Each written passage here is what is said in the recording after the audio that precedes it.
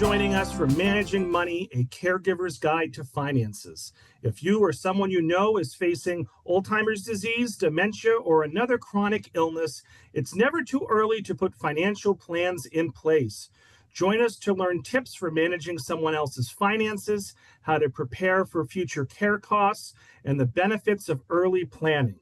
And this is presented by the Alzheimer's Association and led by Jane Fisher, Alzheimer's Association Community Educator. All right, so all nearly 100 of us who are watching live and the many more that will watch the recording, let's give a big virtual round of applause to Jane for joining us tonight. And Jane, you can take it away. Thanks so much. Thank you, Robert, and hello, everyone. It's really a pleasure to be with you tonight for this program on Managing Money, a Caregiver's Guide to Finances. This is presented by the Alzheimer's Association, and I'm a volunteer community educator for the Alzheimer's Association chapter in Connecticut. This program is designed for people who provide care for somebody living with Alzheimer's disease, another dementia, and really it can be relevant to a number of other chronic illnesses as well. So we'll go through the presentation. You'll see some videos of some care experts as well as real caregivers. There'll be some activities along the way. We'll test your knowledge and hope that you'll leave this program feeling really motivated to think about creating a financial plan for yourself or for those that you might care for. I will tell you personally that this is a program I really enjoy doing and a topic that's near and dear to my heart. I have a wonderful friend and mentor, a brilliant woman who was a lifelong friend and in her 70s was diagnosed with dementia and is no longer able to even speak. And it's incredibly sad, but I'm happy that I'm part of her life. And I would say that I do this work in her honor, and pleased to be with you tonight for this important topic. So let's move on. I just want to, acknowledge a steering committee that did a lot of work to develop this program. I'll leave it in a second. I also want to mention that it's important to know that we're talking about some general information tonight on legal and financial and medical issues.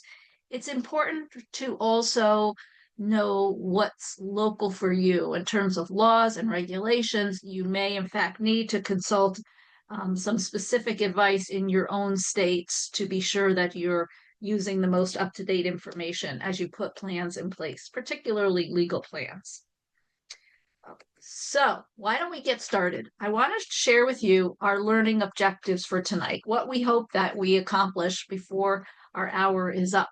We want to describe how caregiving affects finances, talk about some of the legal and the financial documents that caregivers should put in place, talk about some financial decisions and planning, how to prepare to do that, some steps to lower the chances of financial abuse and fraud, which I'm discovering in my professional work is more rampant than I ever imagined, and begin to create a backup plan in case if you're a caregiver or a care partner in the audience, in case you can't provide that care at some point. It's good to have a backup.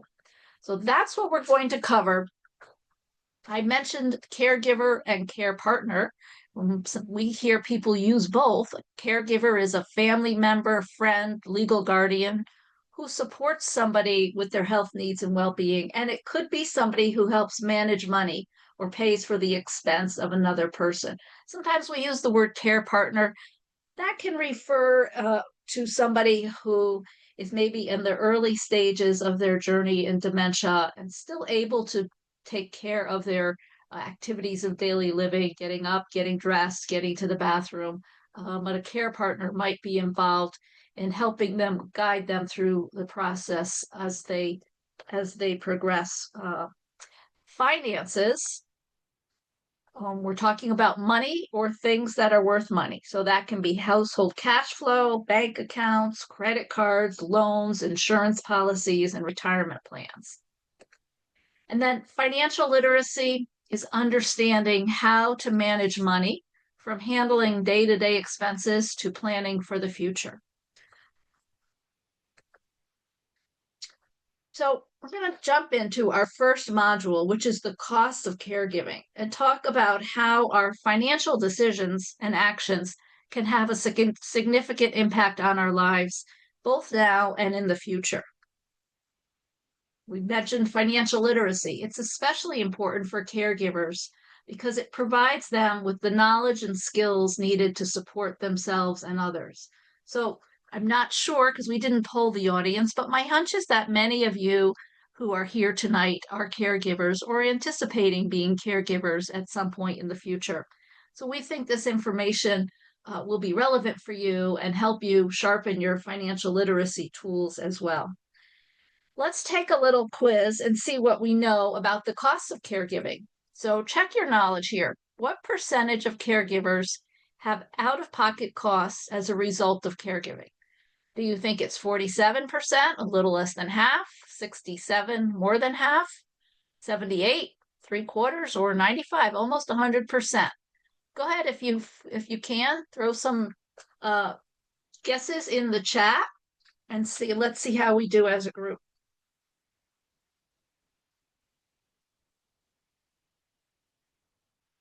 Looks like they're coming in. We'll wait another second or so.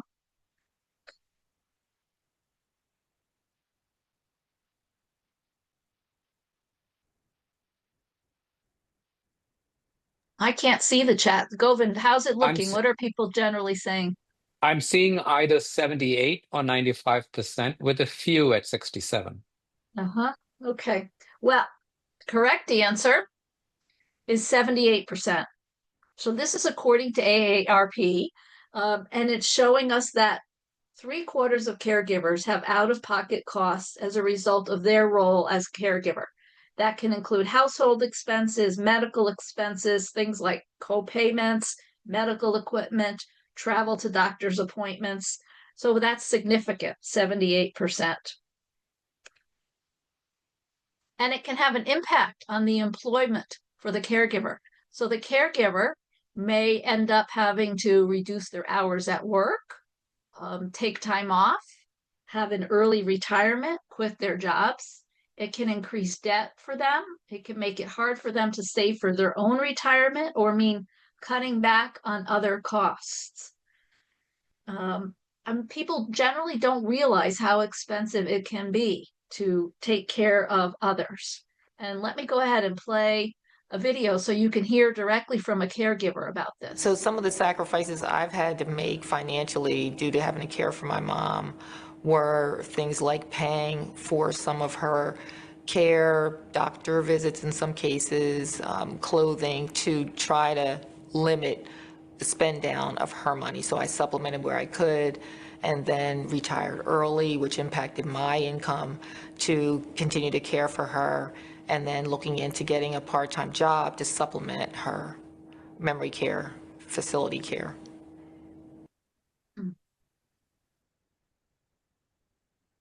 So that's the impact on our pocketbook, but let's talk about the impact on caregivers' health as well.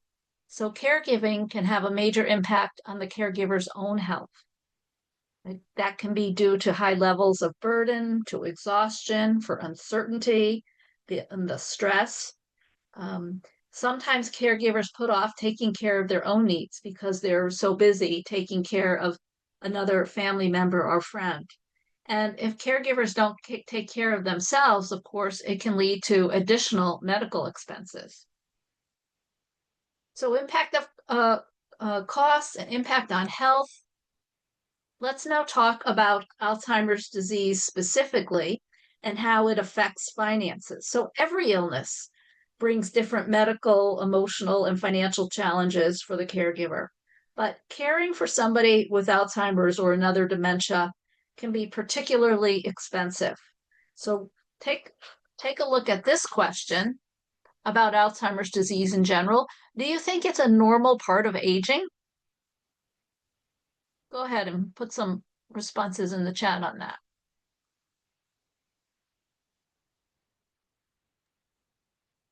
Generally, people are saying false. False. Yep. So we have an educated audience tonight. That's true. Alzheimer's is a progressive and fatal brain disease. Symptoms typically develop slowly and they get worse over time. They can become severe enough to affect daily tasks, but it is not a normal part of aging. The greatest known risk factor for Alzheimer's disease is increasing age, but is still not a normal part of aging. A couple of statistics to know about: most people with the disease are 65 and over. After the age of 65, the risk of developing Alzheimer's disease actually doubles every 5 years. And after age 85, the risk is about 1 in 3. Significant. Here's another question for you. Do you think that Alzheimer's only affects a person's memory?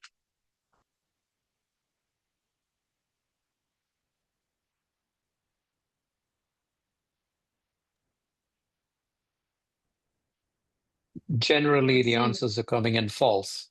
False. That's correct too. So, Alzheimer's disease affects a person's memory, thinking, and behavior. It's memory, it's thinking, and it's behavior. And it can also, and usually does, impact their ability to manage money. We have actually seen that oftentimes trouble managing bills and other financial obligations can be an early sign of dementia. I saw this with my mom, who was so fastidious about paying her bills and managing her money. She was a professional bookkeeper for years, and then the bills were piling up. They weren't paid. Credit card was cut off because she was still charging but not paying the bills. It was an early sign for us, for sure. A couple other things about Alzheimer's disease. Move to the next slide. It's a progressive disease, and it usually progresses slowly in 3 stages: early, middle, and late stage. The rate of the disease progression varies. On average, somebody will live 4 to 8 years after they've been diagnosed, although some have lived 20 years. And as people advance through the disease, the cost of care increase, which is not a surprise. So let's talk about the impact on the ability to manage money. In the beginning of the disease, people may have trouble managing their money or remembering to pay bills. But as the disease gets worse, they will no longer be able to communicate their wishes or make financial decisions for themselves. That's why we like to talk about early planning, so that the person can participate in the decisions about the finances and the decisions about their future care. Sometimes it's hard for caregivers to approach the topic of managing money. It can create a lot of stress, even if you're not talking about a disease. But it's important to have the conversations, and we're going to talk specifically about how and why have those conversations early. The financial impact on caregivers. So we talked about the fact that caregivers might have to decrease the work load that they can do. They might have to take time off from work. They might have to quit their job. So you can see their income will go down, but we also know that the caregiving expenses will increase as the caregivers need to pay for services or support for somebody who's living with Alzheimer's or other dementia. I'm going to play a video from another caregiver who's going to talk with us about this. So when we finally moved into assisted living, when we first got the cost, it was going to be $5,000 a month. When we started adding on daily medications and housekeeping and all the other things that come with it, we were quickly at $6,000 per month. In my mind, every month I was, doing the calculations of, all right, how much money does Dad have left? How long can this last? What happens when that goes away? Yeah. And, she was talking about 5,000 or 6,000, and some of that depends on where you live. It can actually could be higher. So there are some unique challenges for dementia caregivers. They have twice the out-of-pocket costs for caregiving. 30 to 40% experience depression, almost half have anxiety, and we know that women are more likely to experience the stress of caregiving.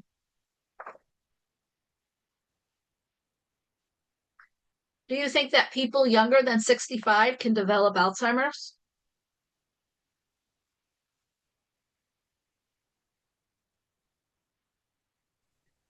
Generally coming in as true.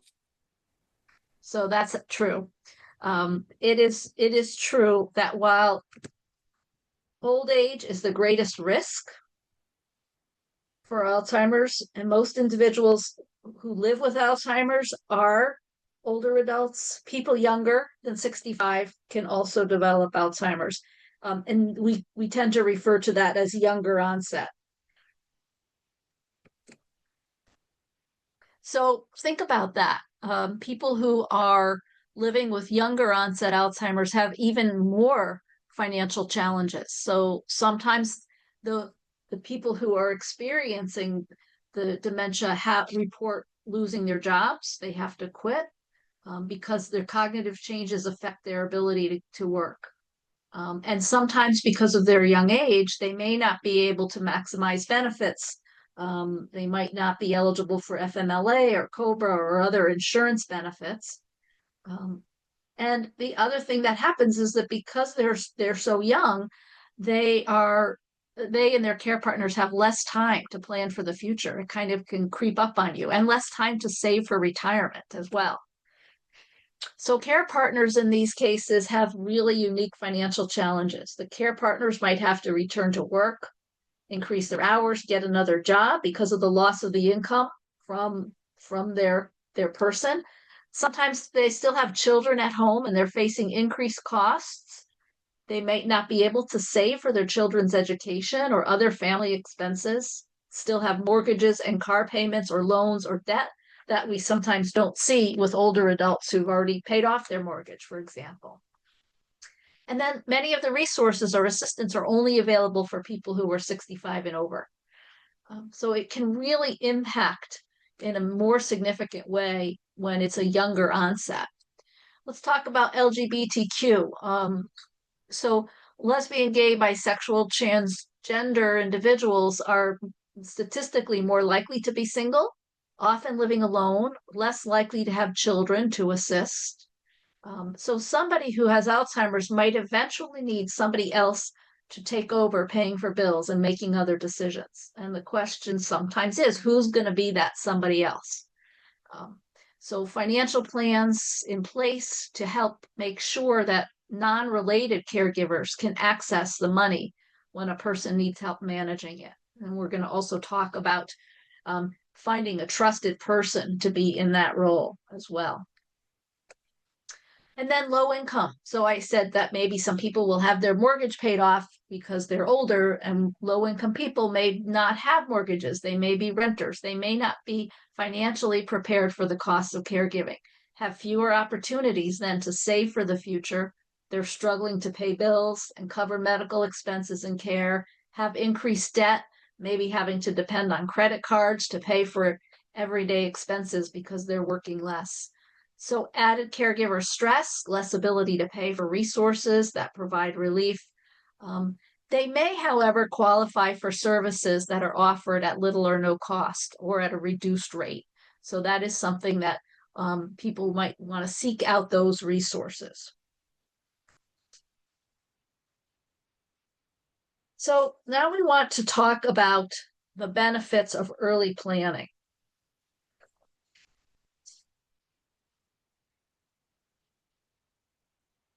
Who can benefit from putting financial plans in place for the future?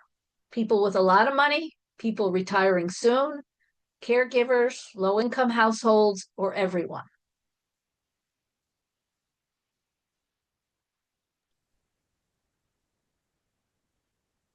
I'm seeing a lot of everyone's. Seeing a lot of everyone's, right? Okay. So the everyone's are right.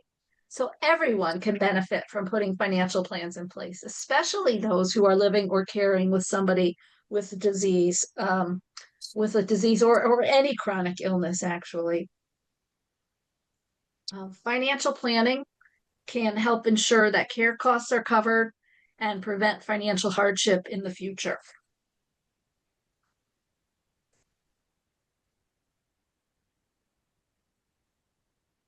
We talked about the benefits of early planning for the caregiver, knowing the person's wishes, feeling more confident making important decisions, knowing how to handle financial issues, and then important too is the less chance of making costly or unwise decisions like stopping paying insurance premiums or cashing in a 401k or another retirement account too early.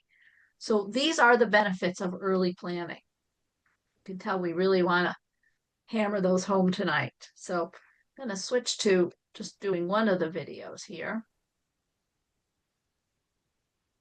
Oops, what happened? Oh dear.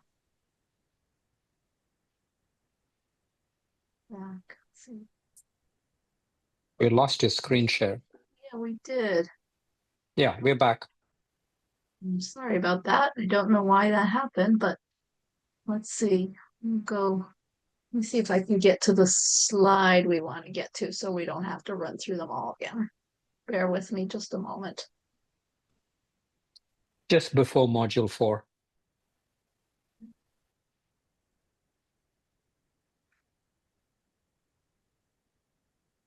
Okay.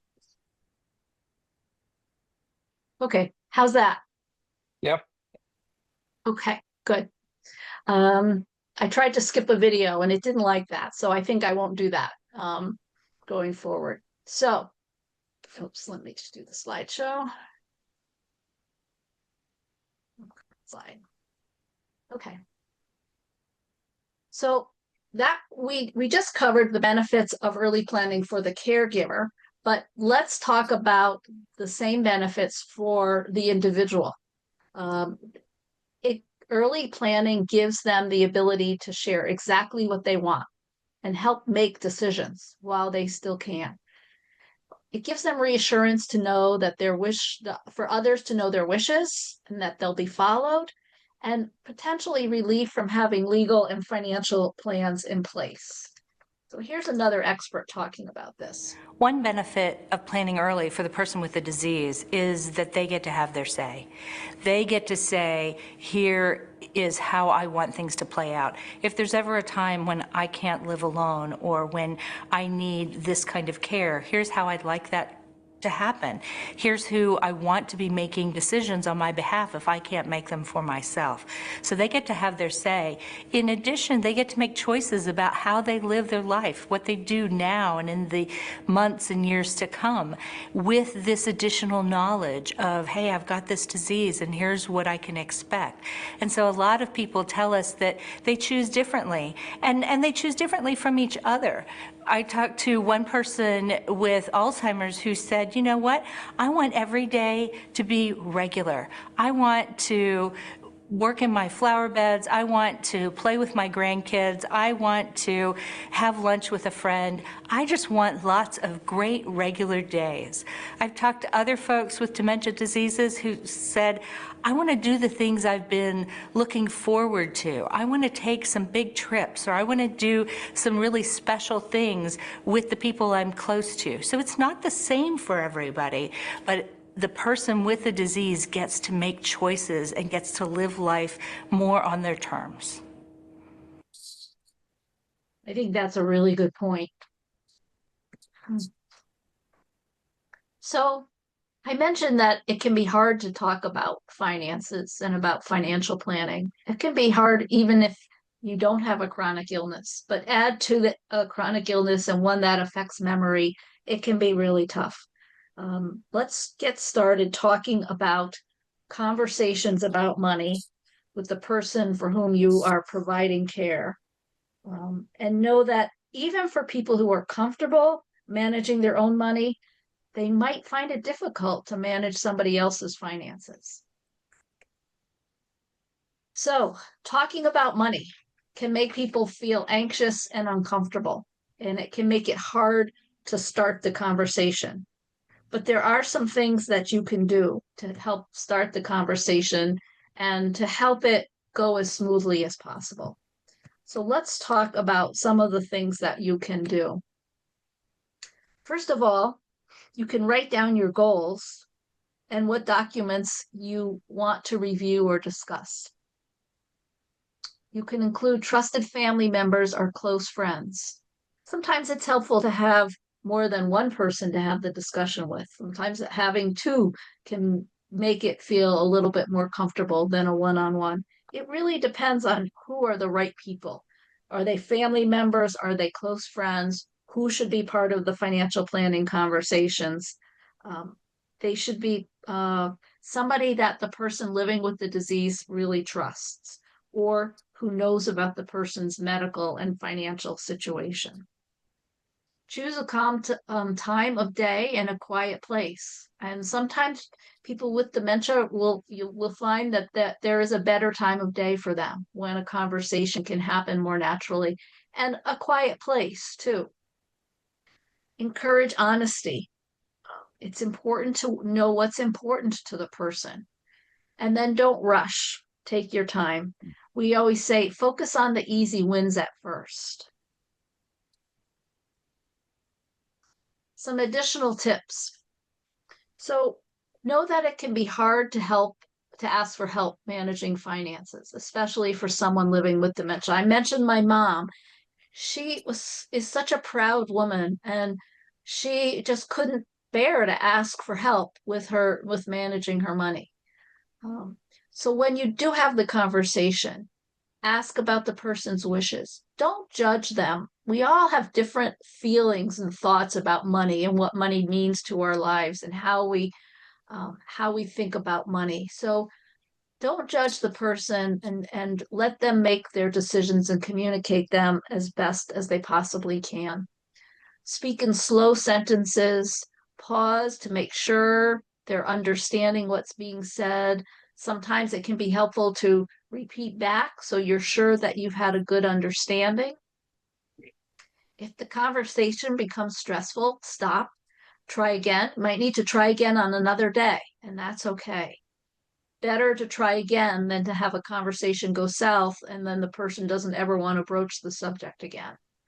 Try to end on a positive note, and then check in regularly. This is not a one-time conversation. Things change in people's lives. Financial situations might change. It's really important to be checking in and having the conversation. We suggest having it at least once a year. Advice I'd have for other caregivers if the conversation about finances doesn't go well at first is to keep trying. It took a while for my mom to come around, and I was exasperated. I would try to catch her at a good moment, and sometimes she'd give me a little tidbit here or there, so it might take time to just pull it all together. It's sort of trying to understand the moment if you're having a good time. What I did also was to bring up friends. My mother was very empathetic, so if I'd say, oh, remember so-and-so?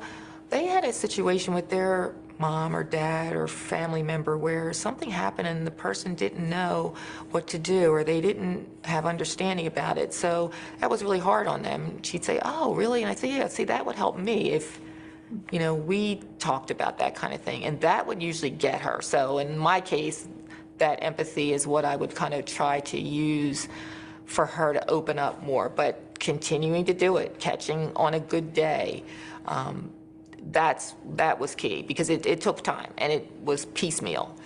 Small victories, just get as much as you can over time and keep at it, because there usually will be a window where you can kind of break through, or in some cases it might be someone else has to talk to them. Boy, I could really relate to her about finding the right time. And in my case, I needed my brother to help with the conversation. Somehow, my mom needed to talk to a male person and not her daughter who lives around the corner. But you do what you need to do. So start with a positive statement. Here are a few. I've always admired the way you handled your finances. I want to learn more about what works well. It's a nice way to start, right? I've noticed you seem worried about finances these days. What worries you the most? How can I help? I respect your privacy, but it would give me peace of mind to know that you have some financial plans in place. That's a nice way to start a conversation, a positive statement or a compliment. If you want to start a conversation about, I want to talk with you about my finances so you can access them in case of an emergency. I want you to understand my wishes for the future. Let's talk about how I want my finances managed. We're getting more and more comfortable talking about our end of life wishes, but not always so much about our finances. So there's a couple of activities in the presentation that will be in a guide that I think Nicole was going to put in the chat for you. And this is a really great document. So we don't have time to do it together tonight, but I would encourage you to download this and to use it, because you'll find going through the sections of this book will really create a plan for you, give you some great tools to get started, how to have the conversation, things that need to be covered. So do take a look at this.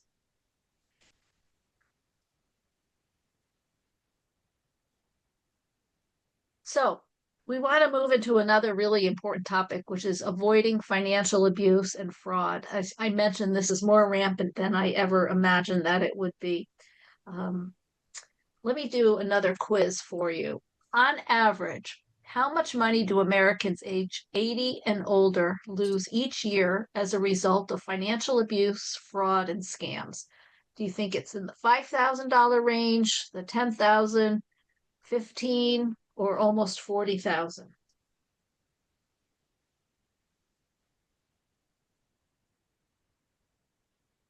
This is quite a spread here across the board,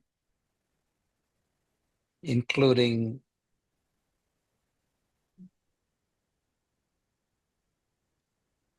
across the whole board. Okay. Well, this is a tricky one because we think that, in fact, it's on the rise, right? So these numbers are probably not from yesterday, and they're probably going up all the time because more and more people are getting smarter at ripping people off, unfortunately. So recent studies have shown that financial exploitation is the most common form of elder abuse, 39,000, but only a small fraction of the incidents are reported. Reporting the incidents brings up a lot of shame and embarrassment, and it's probably higher than 39,000. It is the most common form of elder abuse, and it can be a sign when somebody does get scammed that there may be something going on.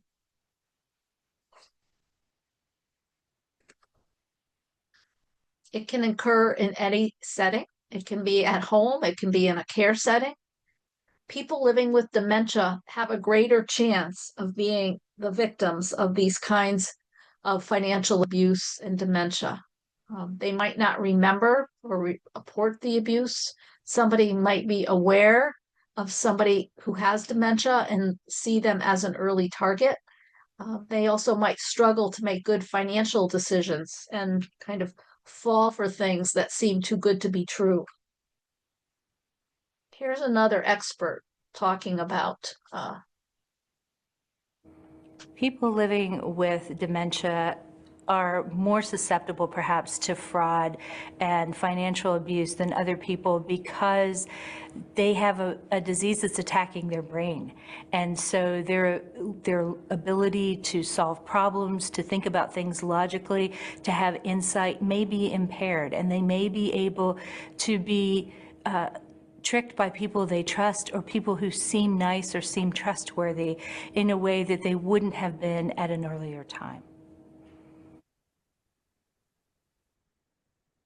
So here are some signs that somebody may be having problems with money.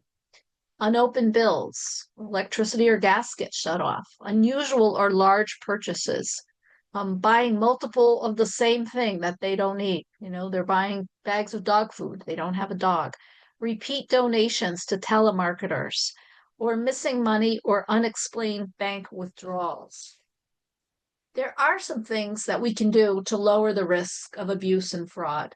And these are something that if caregivers can do to help somebody who they're concerned about. So agree to a spending limit on credit cards. So you can reduce the credit card limit so that people can't overspend.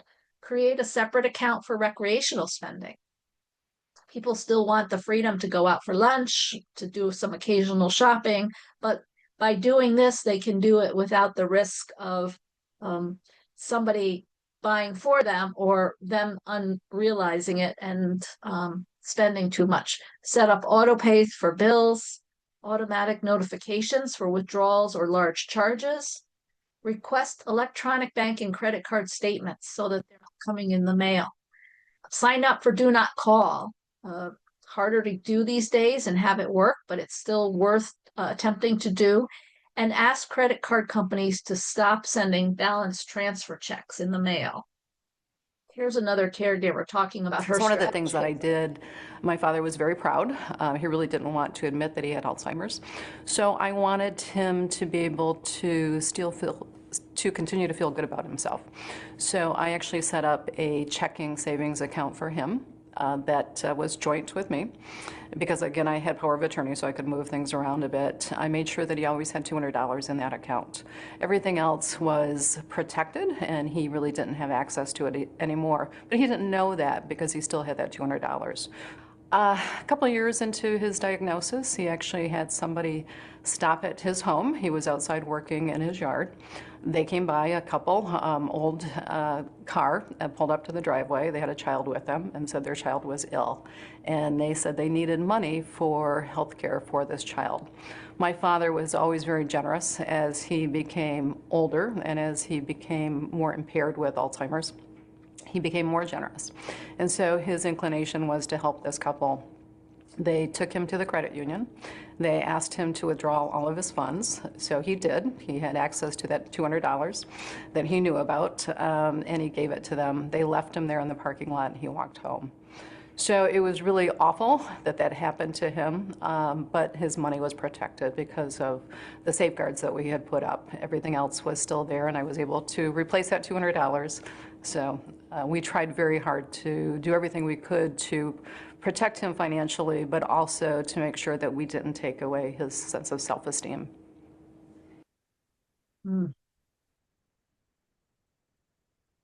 This is another sheet from the guide that you have access to in the chat.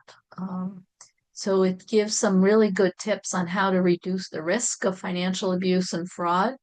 Some that we talked about and some that we didn't. So encourage you to definitely take a look at that and to begin completing these steps. So now we want to move into identifying financial and legal needs. I mentioned that caregivers sometimes avoid or delay making financial or legal plans because it can feel stressful.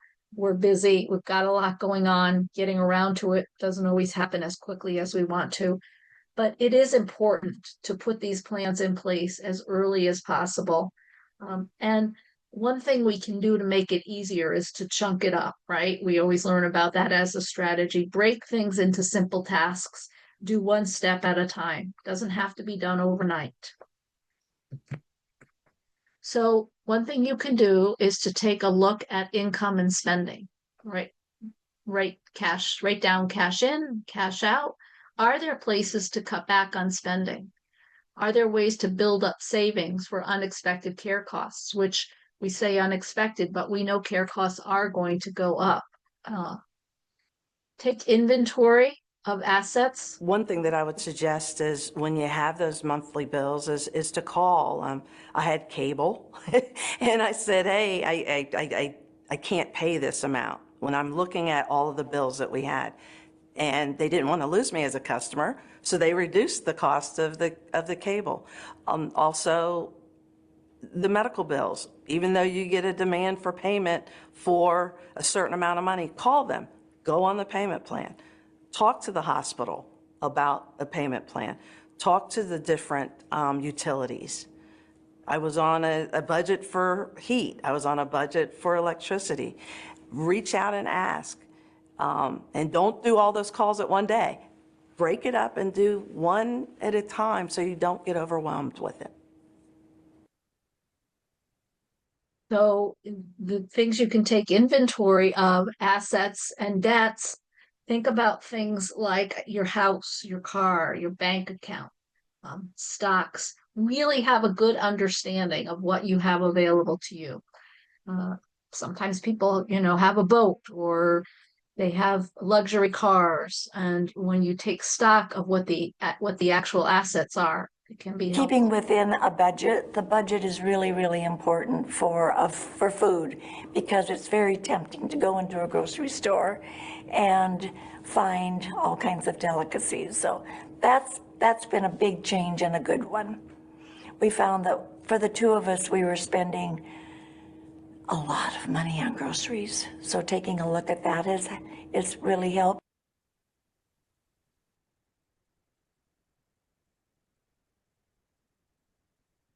Well, I went a little out of order here, but so you see again, take inventory of assets and debts. Identify the costs of care. So this is important to take a good look at on a regular basis. Ongoing medical treatments, prescription drugs, which are covered, which are not, what are the copays, personal care supplies, adult day services, in-home services, and then residential care services. So understanding what the costs of all of these are. And sometimes we weigh them. What's the cost of in-home care versus residential care services? What are the factors in making those decisions? And then making arrangements for ongoing financial responsibilities. This is another page in the worksheet that you have that will really let you take a look at and just write it down, right? What we write is sometimes what we remember. So take a look at all the categories, write down the income, write down the expense, get a good sense of what the total income this month versus minus total expenses are. So you'd have a sense of where you stand. It can also be good to look into some common funding sources. So there are some resources that may be available to help cover the costs of care. It's the time to take a look at everything. What's the income, 401k or other retirement accounts, savings, stocks and bonds, personal property, take stock of it all. I laughed recently because somebody said, well, I'm saving my money for a rainy day. And caregiver turned and said, well, look, it's raining. It's time to start spending some of the money on our care. Can look at some federally funded resources, different parts of Medicare, veterans benefits. Sometimes people don't realize that they might be eligible for that. Social Security disability, compassionate allowance, and then state funded. So Medicaid or Medigap. There's a website here, benefitscheckup.org. And then we haven't emphasized yet the Alzheimer's Association helpline, but we do want to mention that, and we'll bring it up again later. We have an amazing Alzheimer's Association helpline 24/7.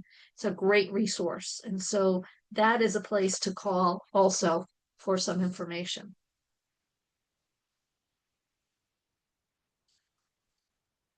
Talk a little bit about legal planning. So we talked about financial, but let's take a look at legal planning as well. So this makes sure that a trusted friend or family member can make decisions for the person living with Alzheimer's and dementia. Decisions when they can no longer make them themselves. So just like with financial plans, it's important to put legal plans in place early so that the person who's impacted can have some say in how they want the decisions to be made for them. We recommend that it might be good to get legal advice from an attorney who specializes in elder law, but there are some legal documents that you can do on your own without the expense of an attorney. So that's something to keep in mind as well. Most of these resources you can access online. You can access from multiple different entities.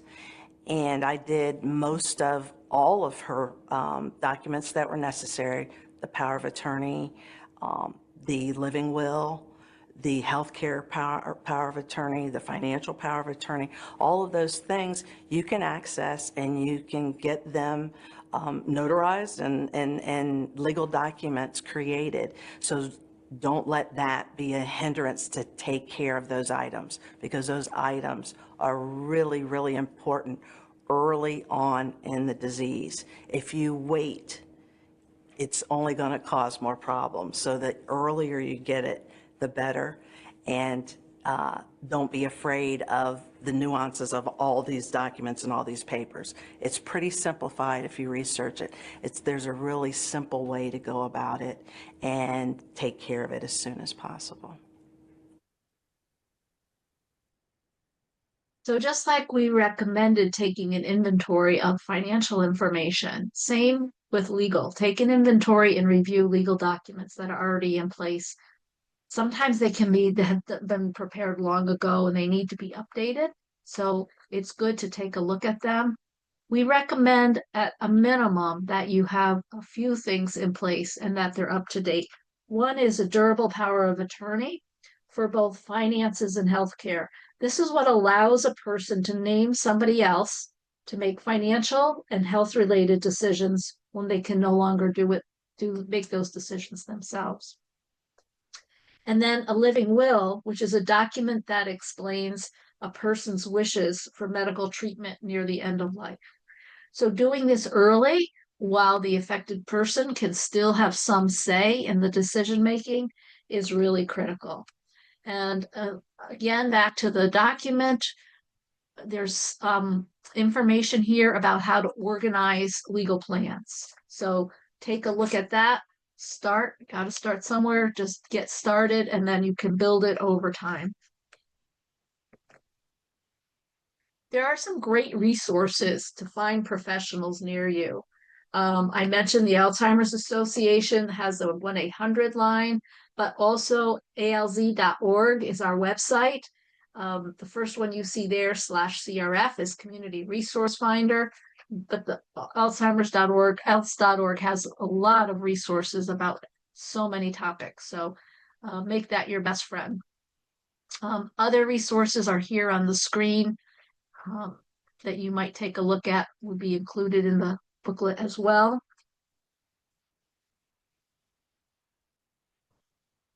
Just going to let that sit for a second.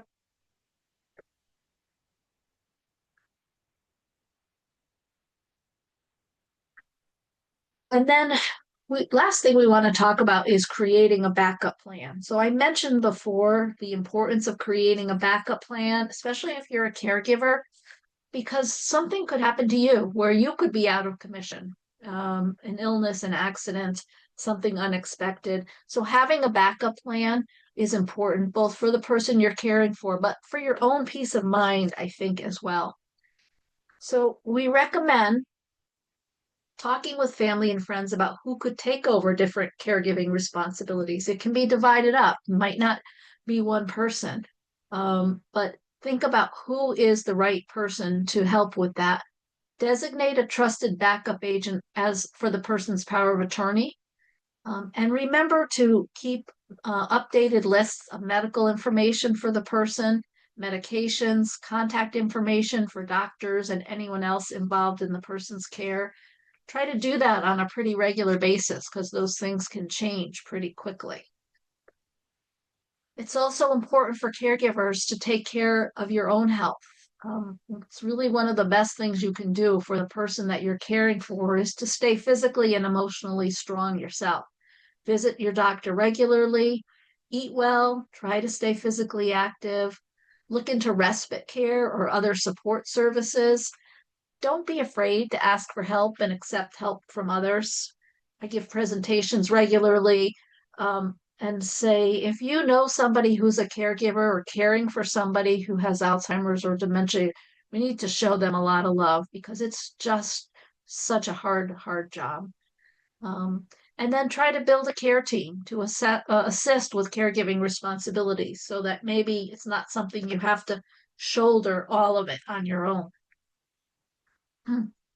The Alzheimer's Association is a great resource. So on the phone, the helpline, online, alz.org, and then the /CRF is the community resources. So that all of these can be great resources, great places to start.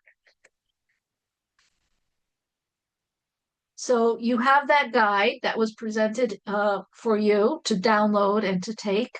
What I would encourage you to do soon, like maybe even before you go to bed or tomorrow morning, write down 1 or 2 action steps that you plan to take after today's program. It might be as simple as I'll complete the worksheets from today's program. I'll start to think about who I should have in my caregiving team. But once you take that first action, that first step, it gives you the momentum to keep going. So I would encourage you to do that soon. So that is the end of our slides and our videos from our caregivers. What we can do now is take a few minutes for questions, and I'll look for Govind to help because I can't see the chat, so he'll read to me. Okay. If there are any questions, comments. There were a few. The one question that a couple of participants asked is, what is the impact of the new budget that was passed by the Trump administration on Medicare and Medicaid, on the kinds of support that you talked about? And I think, Nicole, you said you're able to answer that question, yes? I would be happy to take that question.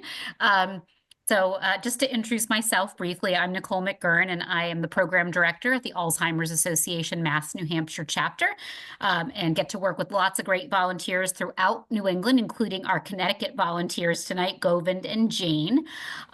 So I'm not going to comment specifically on those changes. What I will say, the Alzheimer's Association is following these changes and concerns very closely, and we are very involved in public policy efforts. We have an amazing group of volunteers who advocate at both the state and federal level, sharing their stories, reaching out to legislators about all of these issues. So I will assure you that we'll continue to be involved and advocate for not making changes and retaining services and support that's so important to caregivers. And I will put a quick link in the chat if you're interested in joining our public policy movement, which is a sister organization of ours called the Alzheimer's Impact Movement. I'll put that link in the chat. We would love to have more volunteers and voices. But I suppose, Nicole, to answer the specific question, you almost have to say what is happening on a state-by-state basis for various types of support programs, and you need to find the right agencies, or even, I don't know if it's a lawyer, elder care lawyer, or someone who might actually point the person who asked the question in the right direction. Well, I would say yes. If that my answer respond is the general response. I think if you have specific concerns, questions around Medicare, Medicaid, what potential changes might mean for you, I would definitely, if you're working with an elder law attorney, reach out to them. If you are not, another great place to reach out to would be your local senior center. And then another great option is just about every state in the U.S. has a program. It's sometimes called different things. It's called SHINE in Massachusetts. I believe it's SHIP in Connecticut, but they are a free Medicare counseling service. So definitely, if you reach out to your local senior center and say, I'm looking for free Medicare counseling, they can give you some advice around that as well. Yes. I found this to be very true in the case of a couple of my family members with dementia, one living in Maryland and one living in New Jersey. And the kinds of approaches that they are exploring are very different. In other words, very state specific. Yes.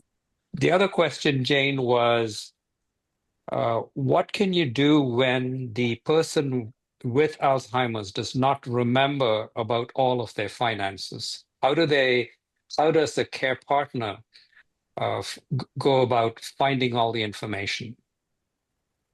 Well, that definitely speaks to why it's important to start planning early. But of course, that might not always happen. So it does become tricky to find information if we're not sure if it's tucked away in a drawer. And so probably important to try to have to try to ask the questions, again, ask the questions at the right time. If we're not able to get the answer, it might become necessary to actually talk to an attorney. It might mean that we need to do some of those documents over. Yeah. Nicole, anything you want to add to that? No, I think you really emphasized the importance of that planning early. And, at times when things are really complicated, like you can't find things, you might need permission to get at things. You may need to work with an elder law attorney in those complicated situations. They really are the experts in that. That's right. The other somewhat related question is, who decides if the person with Alzheimer's no longer can make decisions?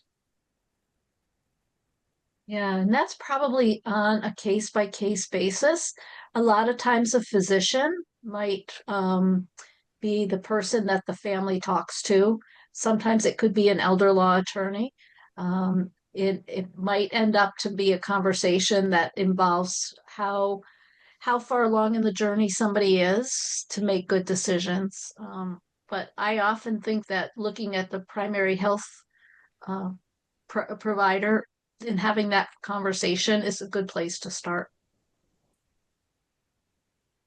I would just add on that, and that's a complicated and great question, and it really depends on a lot of factors, like Jane said, but also depends on what the purpose is of knowing that is. It's one thing to think about, something like, well, is my mom or dad, should they still have a credit card or not?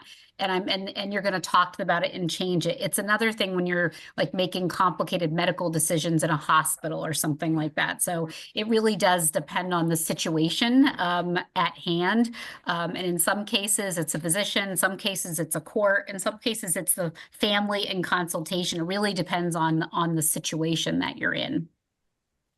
Yeah, I suppose, for example, what about driving? When the family feels the person is not capable of driving on their own. Be very complicated too. Yeah. Exactly. I mean, the one thing I would add, Jane and Nicole, is situation that I'm facing with my sister-in-law is she is very with it for 90% of the time, but for 10% of the time, she is, I have to say, almost out of control. And therefore, in those situations, to try to convince her that certain things must be done in planning is very difficult because she resists it entirely. Mm-hmm. And she's, as I said, she's able to take care of herself. She's able to do things, but the dementia is, I mean, it's there's a significant loss of logic that you can talk to her about that will allow a better decision to be made on certain things that she does. So it's a tough call. Mm. I don't see any other questions.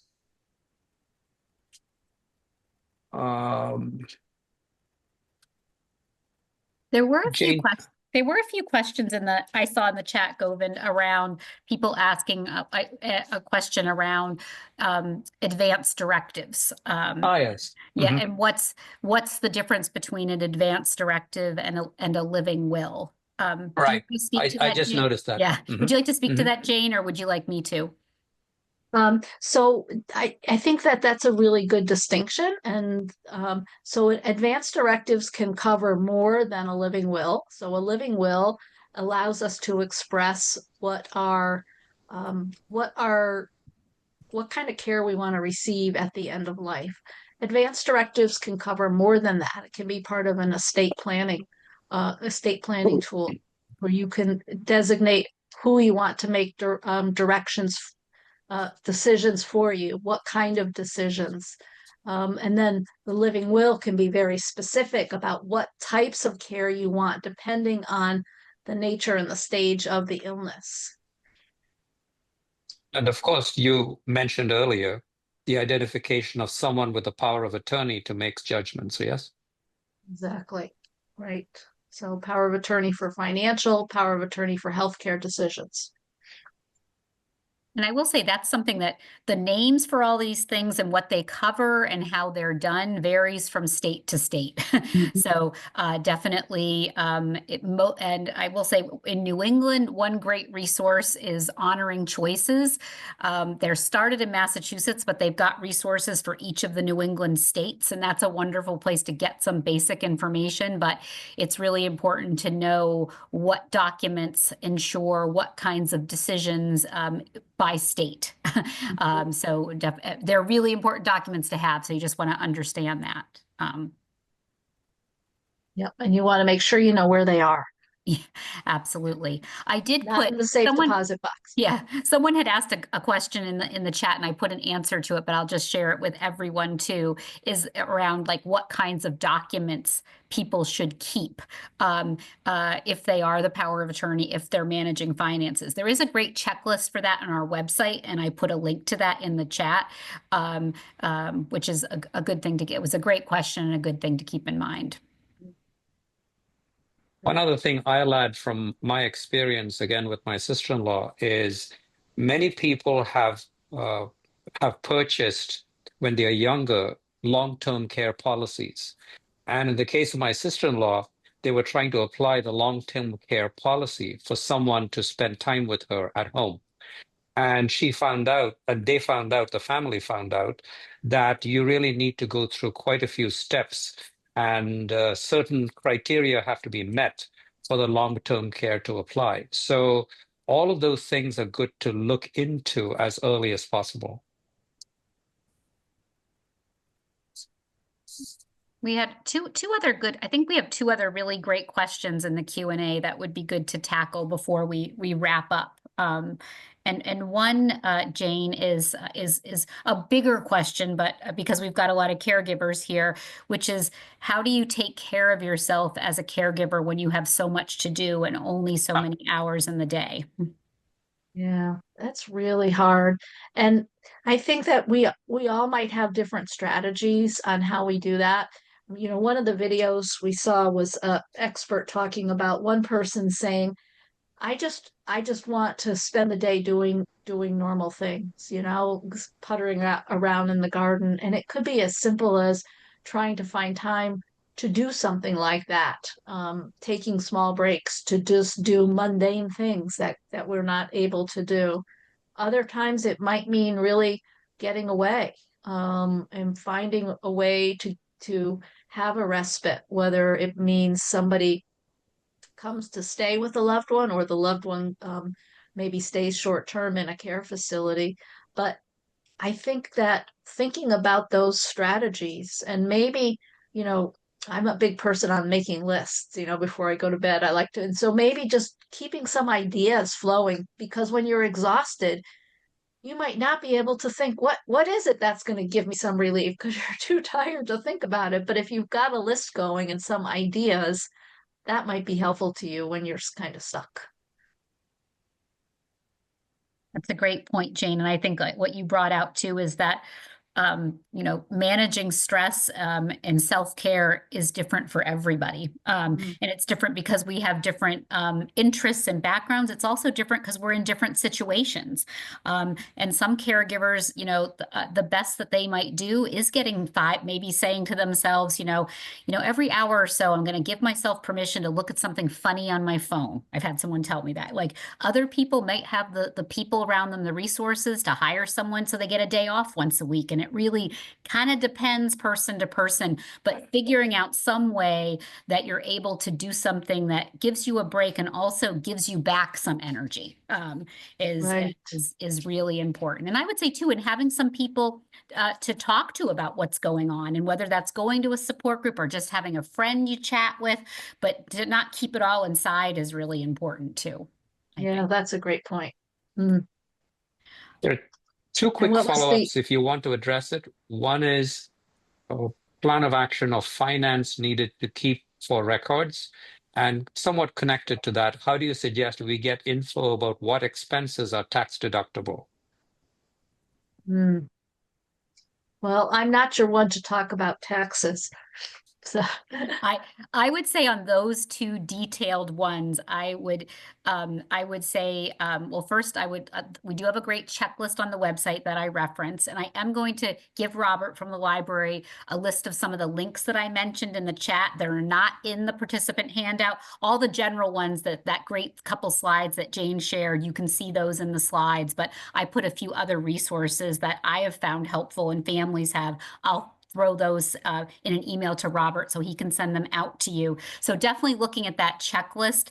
And I also would say, if, especially in situations where people have a lot of different assets, things are complicated, I think it's really important to, if you can, to work with a professional, either a financial planner or an elder law attorney, to make sure those things are in order, that you have what you need, and that you understand too what's tax deductible, what's not. Again, that can vary a lot from state to state, what your situation is, what your relationship is to the person you're caring for. So it's hard to give that in a general information, but you definitely want to make sure, when you're trying to make the most of what resources you have available, to kind of not leave any rock unturned, to figure that out. So, and I know this program talked a lot about that. So to ask those questions, I would say. Right. Nicole, was there one other question you wanted to mention?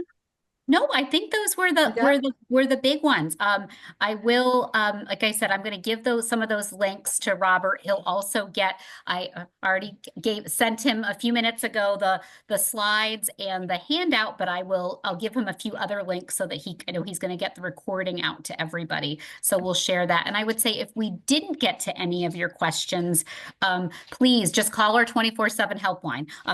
They're there. If you called them right after this program, there's someone waiting to talk to you. And this is a topic that we answer questions about all the time there. So please don't hesitate to give them a call.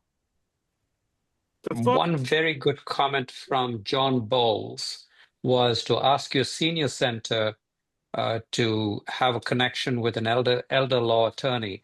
And so if you could get an elder law attorney to provide their perspective in a senior center type setting, or wherever you'd like, I think that would make a lot of sense.